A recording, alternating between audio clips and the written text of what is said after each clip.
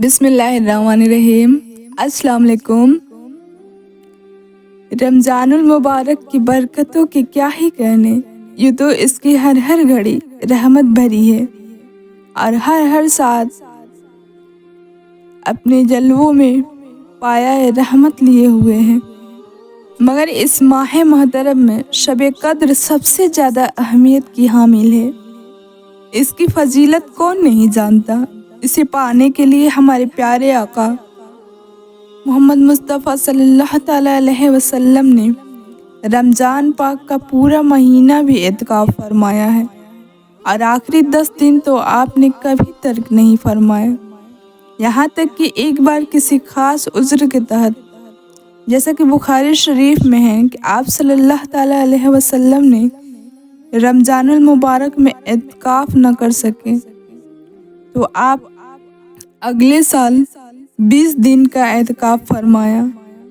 بہرحال ہمارے پیارے آقا صلی اللہ تعالیٰ علیہ وسلم اعتکاف کا خوب اہتمام فرماتے رہے ہیں۔ سب سے پہلے ہم بات کریں گے اعتکاف کی فضیلت کے بارے میں۔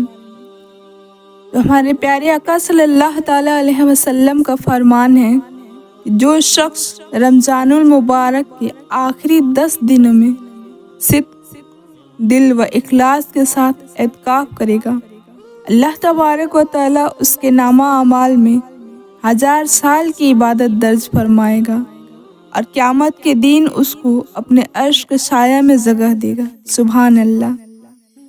ایک اور جگہ نبی صلی اللہ تعالیٰ علیہ وسلم کا ارشاد ہے، جس نے رمضان المبارک میں 10 دن کا اعتکاف کر لیا تو وہ ایسا ہے جیسے 2 حج اور 2 عمرے کیے۔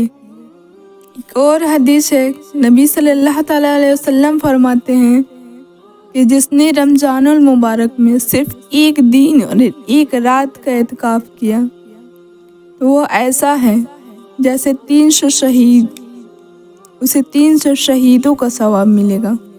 رمضان المبارک میں اعتکاف کرنے کا سب سے بڑا مقصد شب قدر کی تلاش ہے، اور یہ واضح ہے کہ شب قدر رمضان المبارک کے آخری 10 دنوں کی طاق راتوں میں ہوتی ہے، جیسے 21ویں رات، 23ویں رات، 25ویں، 27ویں اور 29ویں رات۔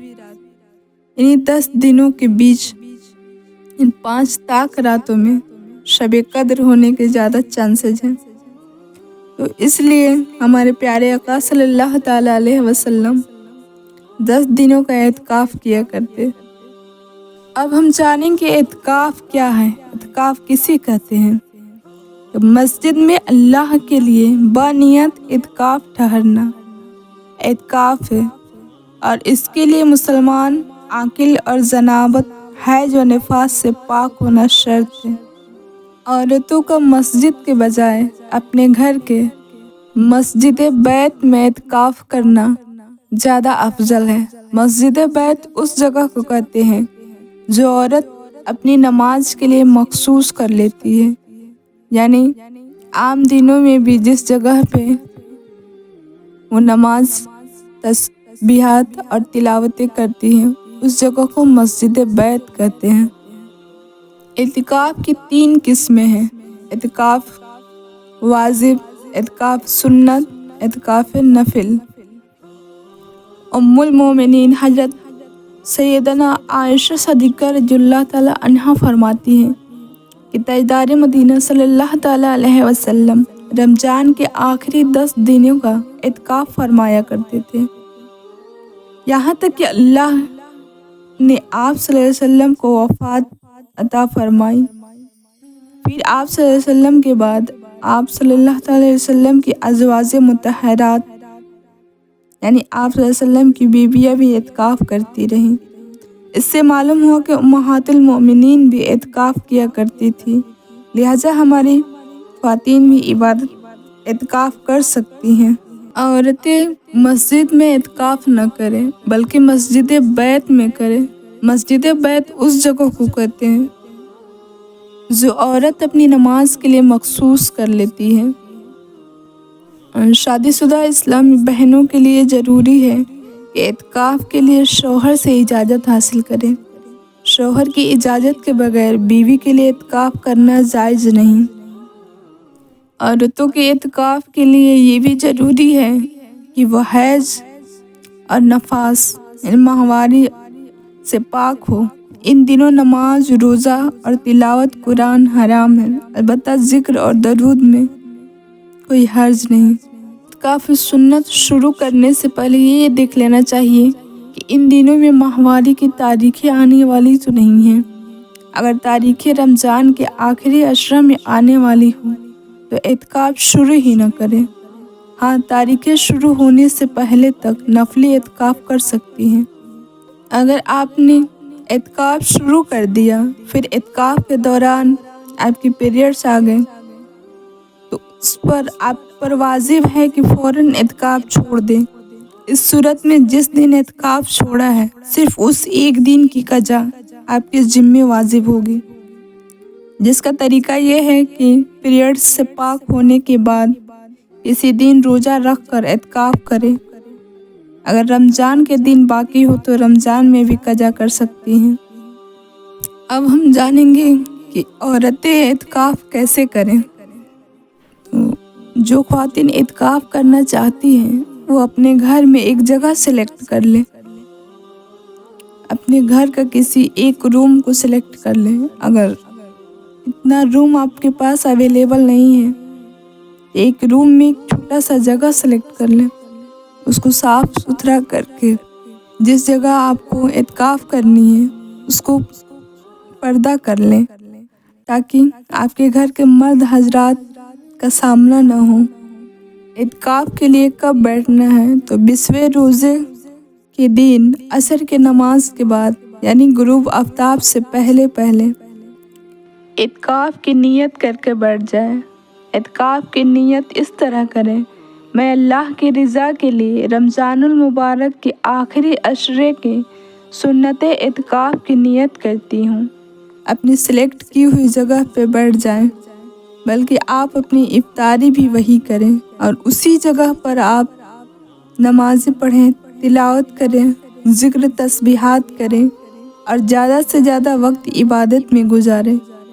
بلا شرعی ضرورت آپ اس جگہ سے نہیں اٹھ سکتی ہیں، یہ جائز نہیں ہے۔ وہاں سے اٹھ کر آپ گھر کے کسی اور حصے میں جیسے کچن، دوسرے روم یا چھت پر نہیں جا سکتی ہیں۔ اگر جائیں گی تو پھر اعتکاف ٹوٹ جائے گا۔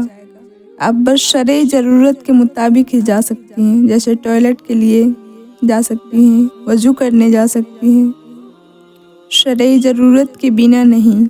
بہتر یہ ہے کہ اعتکاف کے دوران ساری توجہ نماز، تلاوت، ذکر، درود و تسبیحات اور دیگر عبادات کی طرف رہے، دوسرے کاموں میں زیادہ وقت صرف نہ کریں۔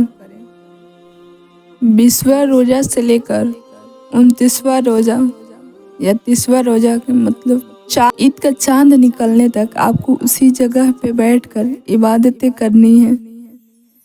اعتکاف کرنے والے کا اٹھنا، بیٹھنا، سونا، جاگنا، ہر ایک چیز عبادت میں لکھا جاتا ہے۔ اعتکاف کرنے والے دوزخ سے بہت دور ہو جاتے ہیں۔ اعتکاف کرنے والے کو لیلۃ القدر یقینی طور پر حاصل ہو جاتی ہے۔ لیلۃ القدر جس کے بارے میں اللہ تبارک و تعالیٰ نے قرآن مجید میں ارشاد فرمایا ہے: لیلۃ القدر خیر من الف شہر، کہ رمضان میں ایک رات ہے لیلۃ القدر جو 1000 مہینوں کی عبادت سے بہتر ہے، تو اس میں عبادت کیا کرو۔